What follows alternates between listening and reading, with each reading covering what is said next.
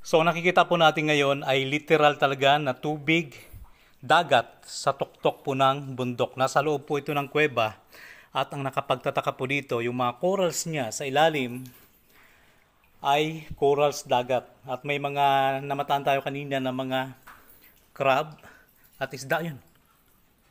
Sayang, dinagip ng camera. Kasi yung isda po dito ay kulay puti. So nagtatago siya ngayon.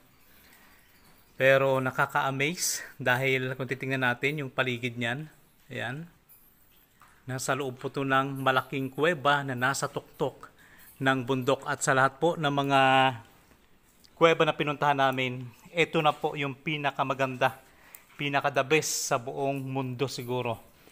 Kasi kahit ako, ngayon ko lang talaga to na-experience yung ganito. Ang dami na namin pinasukang kuweba, pero ito talaga literal na dagat sa tuktok ng bundok.